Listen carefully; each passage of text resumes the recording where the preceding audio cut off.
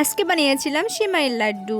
এর আগে কখনো কি সিমাইয়ের লাড্ডু খেয়েছেন? আমি তো খাই নাই, আজকে প্রথমবারই বানিয়েছিলাম আর প্রথমবারই খাইলাম। কিছুদিন ধরে ঘরে এই জুড়া সেমাইগুলো ছিল আর এই জুড়া সেমাই দিয়ে ভাবছিলাম কিছু একটা করা যাক। বিকেলবেলা কিছুই ছিল না খাওয়ার, তাই এগুলো নিয়ে আজকে রেডি হয়ে গেলাম কিছু বানানোর জন্য। তুমি তো ভাবতেই পারতেছিলাম যে কি বানাবো, পরে কিন্তু বানাতে বানাতে লাড্ডুই বানাইছি, তাও আবার সিমাইয়ের লাড্ডু। এর জন্য কিন্তু আমি সিমাই নিয়েছিলাম, চিনি নিয়েছিলাম, তার লাগে ডেকোরেশনের জন্য 3টা চকলেট নিয়েছিলাম। চকলেট তো নিয়েছিলাম ঠিক কথা, কিন্তু চকলেট নেওয়ার পর আমার জিভটা আর একটু সহ্য করতে পারতেছিল না, তাই একটা চকলেট খেয়েই নিলাম। তো চলুন রেসিপি বানানো যাক। প্রথমে একটা কড়াইতে চিনি দিয়ে নিছি। কড়াইতে চিনি দেওয়ার পরে চিনি আবার বাটিতে অর্ধেকই রয়ে গেছে। যাই হোক, এটাকে হাত দিয়ে সুন্দর করে ছাড়িয়ে নিলাম। এরপর নিয়ে নিলাম সেমাই। সেমাইগুলো পাখির বাসার মতন হয়েছিল।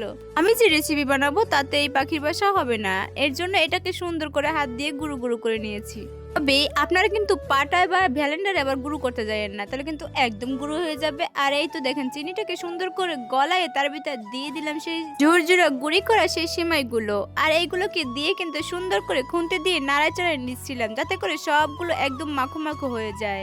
এটাকে নামাই একটা প্লেটে রাখছিলাম। আর এটা ছিল মেলামাইনের প্লেট। মেলামাইনের প্লেটে হচ্ছিল না, তাই এটা স্টিলের প্লেট নিয়ে নিয়েছি। আর এটার উপরে অল্প একটু তেল দিয়ে নিয়েছিলাম। এটাকে সুন্দর করে হাত দিয়ে মাখাই নিলাম। যেহেতু চিনিটাকে শিরা বানিয়ে তারপর কিন্তু এই সেমাইটা বানিয়েছে, তাই একটু শক্ত হওয়ার সম্ভাবনা আছে, তাই কিন্তু আমি স্টিলের প্লেট নিয়েছি আর এটাতে তেল দিয়ে নিয়েছি, যাতে করে তাড়াতাড়ি উঠানো যায়। এই তো গরম গরম প্লেটে উঠাই নেওয়ার পরে আমি হাত দিয়ে চেপে চেপে একটা শেপ দিয়ে নিয়েছিলাম। আর এটা কিন্তু অনেক গরম ছিল, যেহেতু অনেকটা গরম গরম উঠাই দিয়েছি। তারপর কিন্তু আমি চকলেটটাকে সুন্দর করে খোসা ছাড়িয়ে নিয়েছিলাম ডেকোরেশন করব তাই। এই তো চকলেটটা কিন্তু একদম ছাড়ানো হয়ে গেছে। চকলেটটা আমার দিকে তাকাইছিল, তারপর দিয়ে দিলাম এটার ভিতর। আর দেওয়ার সাথে সাথে কিন্তু চকলেটটা অর্ধেকটা গলে গেছিল।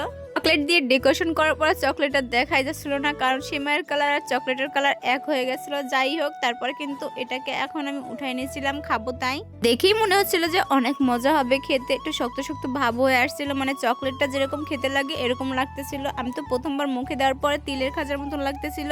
তিলের খাঁচা কে কে খাইছেন জানি না, কিন্তু আমি অনেকবার খাইছি আর আমার কাছে কিন্তু তিলের খাঁচার মতনই লাগছে। তারপর কি করলাম, এই তো লাড্ডু লাড্ডু করে শেপ দিয়ে নিচ্ছিলাম। আমি তো বলেইছিলাম আজকে বানাবো সিমাইয়ের লাড্ডু, আর লাড্ডুর মতন শেপ না দিলে কি হয়, তাই তো আমি গোল গোল শেপ করে লাড্ডুর মতন দিয়ে দিয়েছিলাম। আর এখানে কিন্তু আমার 4টা লাড্ডু হয়েছিল। আপনার এই রেসিপি দেখে হয়তো মনে হইতে পারে কারো ভিডিও দেখে আমি এটা শিখছি, অবশ্যই না, কারণ আমি আজকে প্রথমে এটা ট্রাই করছি আর কাউকে দেখিও না এরকম বানাইতে।